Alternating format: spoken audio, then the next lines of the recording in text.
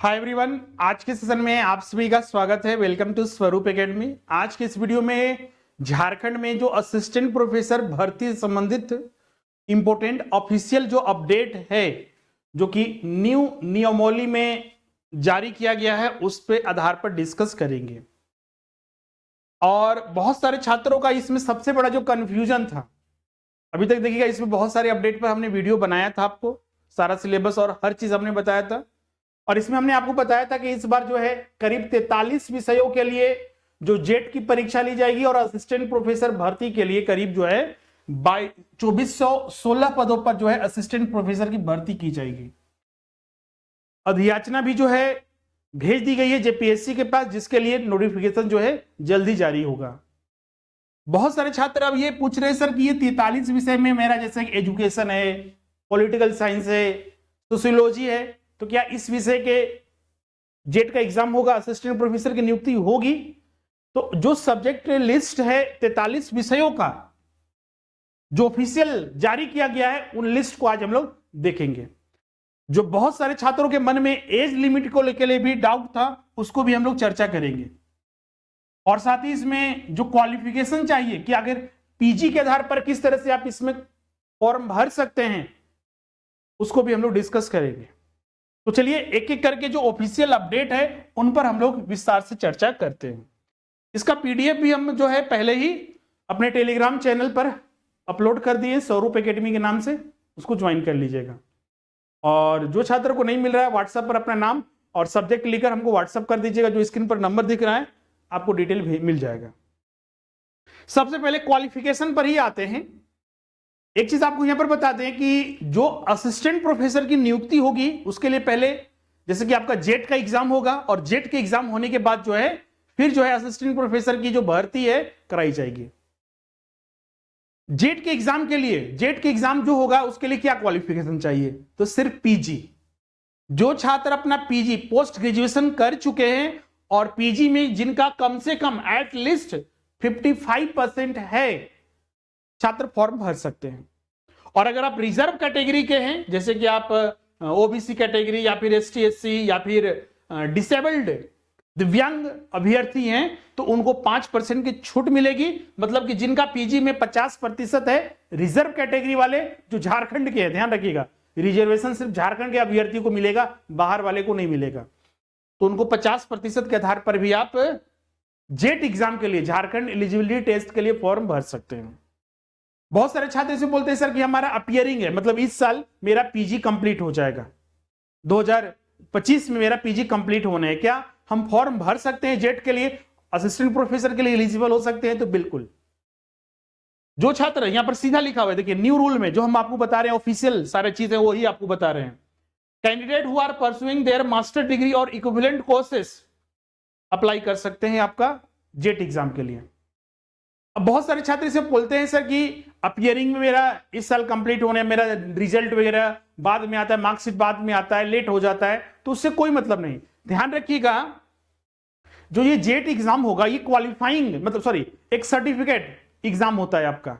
इसके आधार पर आपको सर्टिफिकेट मिल जाएगा और इसके आधार पर आप असिस्टेंट प्रोफेसर की जो वैकेंसी निकलेगी उसमें भरने के लिए आप एलिजिबल हो जाएंगे। क्लियर है? इस जैसे कि एनटीए नेट एग्जाम लेता है, उसी तरह झारखंड सरकार जो है यहां पर जेट एग्जाम ले रही है।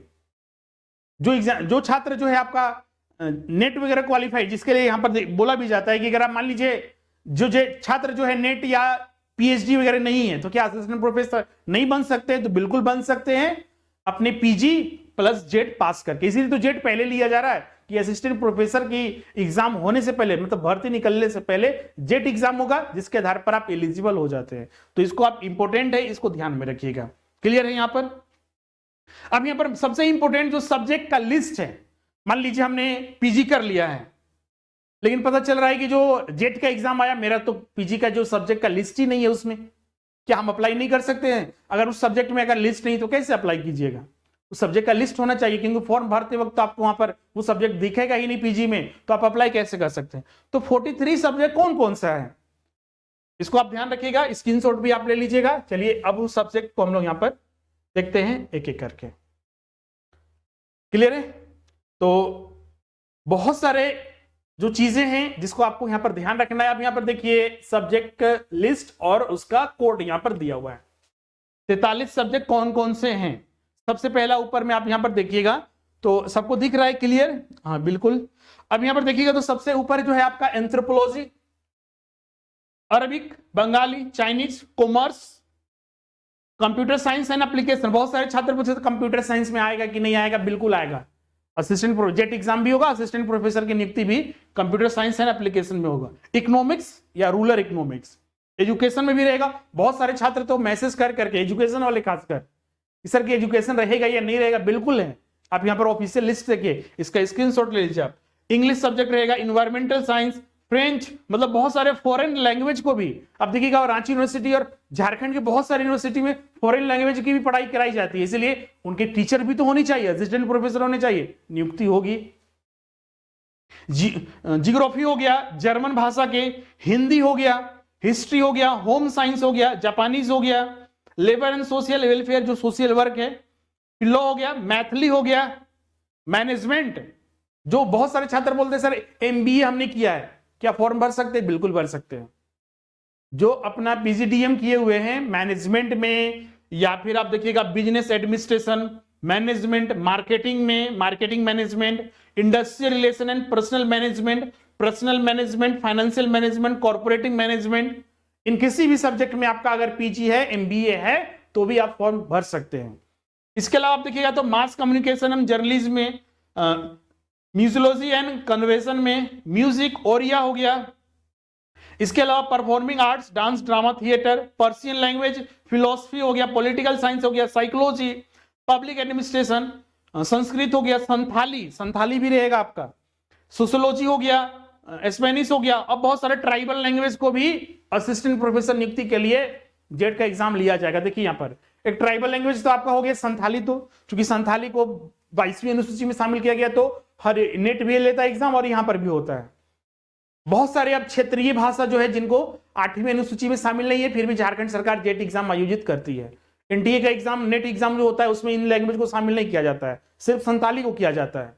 इसलिए झारखंड सरकार जो है जेट का एग्जाम ले रही है ताकि जो क्षेत्रीय और जनजातीय भाषा के भी छात्र है इसमें फॉर्म भरने के लिए एप्लीकेबल हो जाए।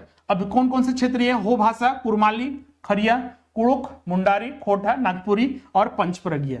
इन सारे लैंग्वेज के जो है एग्जाम लिए जाएंगे।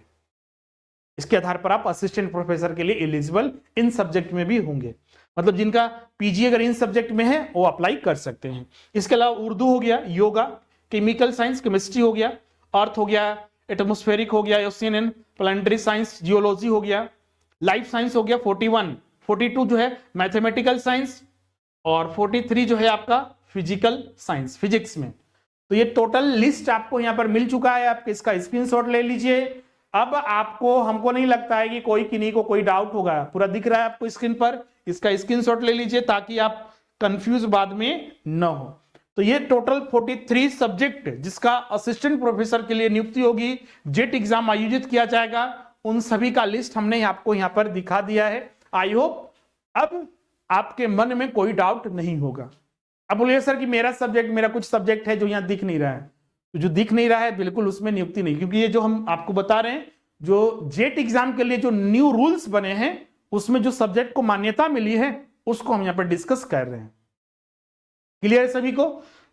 अब यहां पर और अब आगे चलते हैं एज लिमिट को लेकर। हमने क्वालिफिकेशन डिस्कस कर लिया, क्वालिफिकेशन आप जान चुके हैं। जेट एग्जाम के लिए सिर्फ पीजी चाहिए और यहां पर ध्यान रखिएगा जो परस्यूइंग है, जो अपियरिंग है वो भी अप्लाई कर सकते हैं।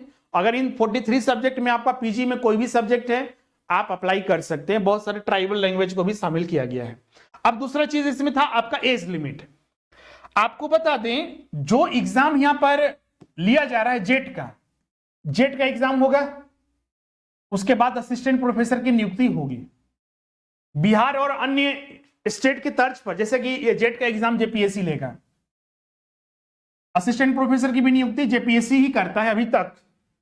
अभी कुछ दिन पहले न्यूज आया है, जो न्यू कमेटी बनी थी उन्होंने ये सिफारिश किया है कि बिहार और यूपी के तर्ज पर झारखंड में और बहुत सारे स्टेट में बन चुके हैं, राजस्थान में, हरियाणा में, उन सारे स्टेट के तर्ज पर झारखंड में भी एक अलग कमीशन बनाया जाए जो कि असिस्टेंट प्रोफेसर की नियुक्ति करेगा, और सरकार इस पर अमल भी कर रही है, इस पर काम कर रही है, जो कि आने वाले दिनों में हो सकता है कि आपका एक अलग से कमीशन बने और फाइनली नियुक्ति यही कमीशन करेगा, सिर्फ जेपीएससी जेट का एग्जाम लेगी। अब बहुत सारे छात्र बोलेंगे सर कि क्या हमको नेट पास है, पीएचडी किए हुए हैं, तो क्या हमको जेट भी देना अनिवार्य होता है? ये बहुत सारे प्रश्न में रहते हैं बहुत सारे छात्रों के।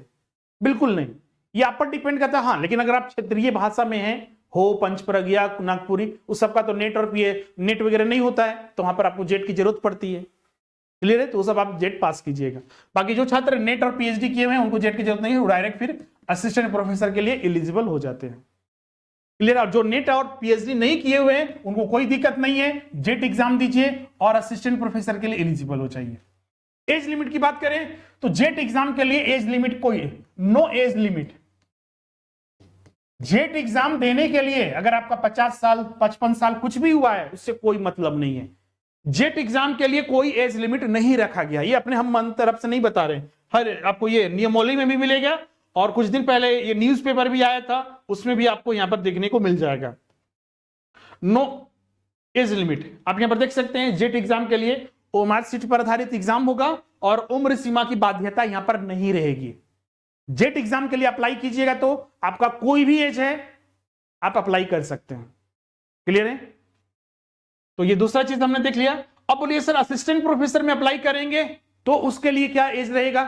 तो असिस्टेंट प्रोफेसर में अप्लाई करने के लिए जो एज का लिमिट है यहां पर दिया हुआ है, ये हम बता रहे हैं आपको। ये जो पिछला एग्जाम हुआ था 2017 में ये एग्जाम हुआ था, उसमें ये एज सीमा दी गई थी। अनरिजर्व के लिए 50 साल और जो दिव्यांग अभ्यर्थी है 55।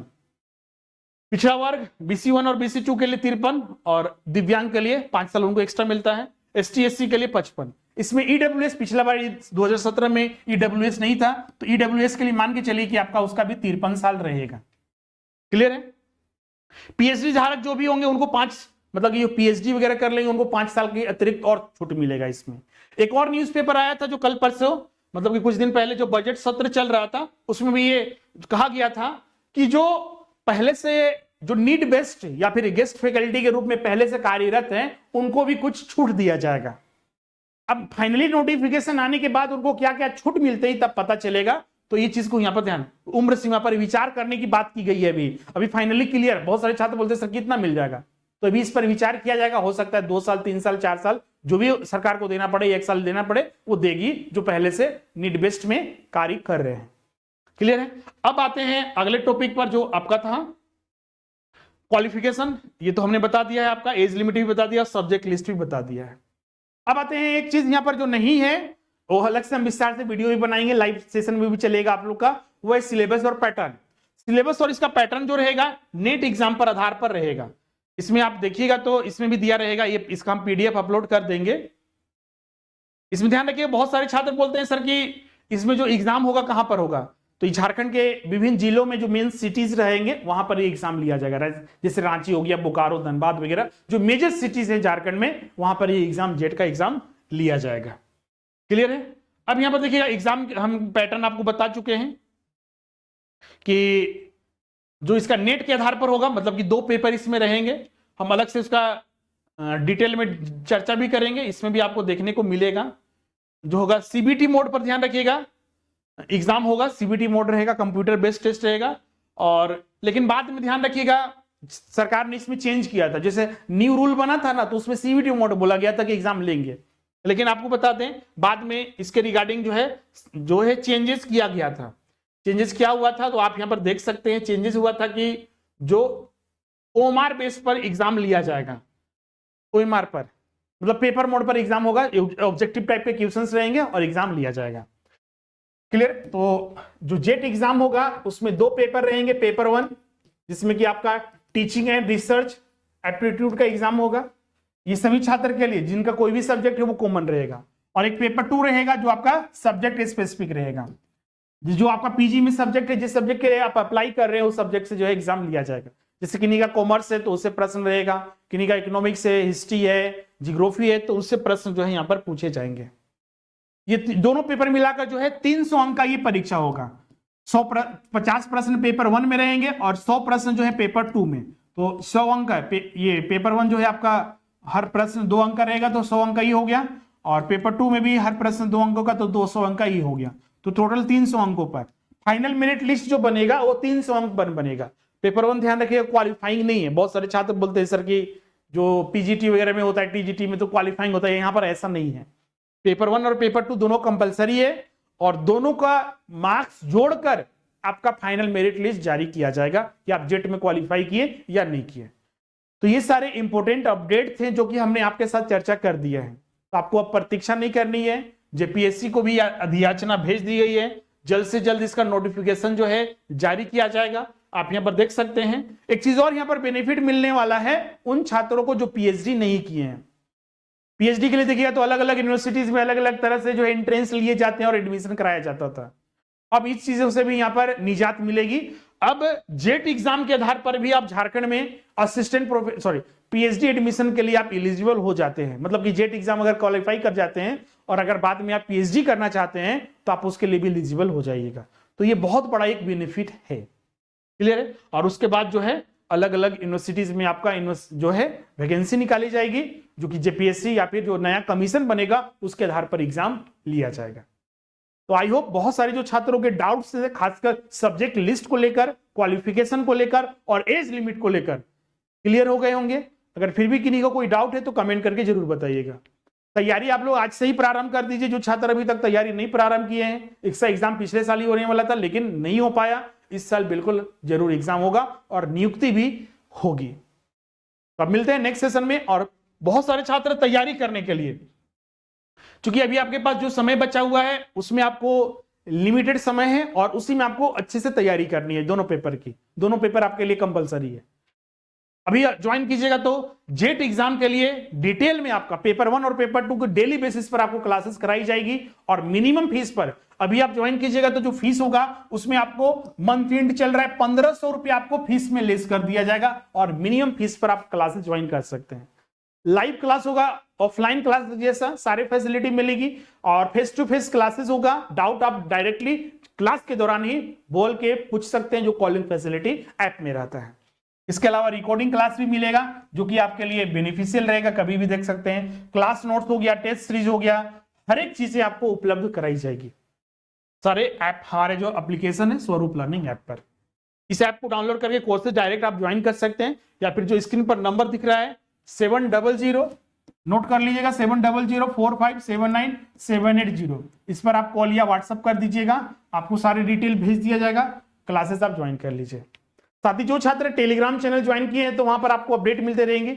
हमने असिस्टेंट प्रोफेसर भर्ती के लिए अलग से एक व्हाट्सएप ग्रुप बनाया है, तो जो छात्र व्हाट्सएप ग्रुप अभी तक ज्वाइन नहीं किए हैं इसी नंबर पर अपना नाम और सब्जेक्ट लिखकर हमें व्हाट्सएप कर दीजिएगा, आपको वहां पर मिल जाएगा। हम डिस्क्रिप्शन में कमेंट बॉक्स में हम लिंक भी कर देंगे, वहां पर जो असिस्टेंट प्रोफेसर भर्ती के लिए जो आपका है व्हाट्सएप ग्रुप का लिंक, आप उसको ज्वाइन कर लीजिएगा। इसके अलावा ये जो बेट एग्जाम के लिए बिहार में भी असिस्टेंट प्रोफेसर की बड़े पैमाने पर भर्ती होने वाली है, तो बेट एग्जाम भी होगा वहां पर, यूजीसी नेट वगैरह, तो उसके लिए भी क्लासेस आप यहां पर ज्वाइन कर सकते हैं। तो मिलते हैं आप नेक्स्ट सेशन में। आज के लिए बस इतना ही। Thank you everyone.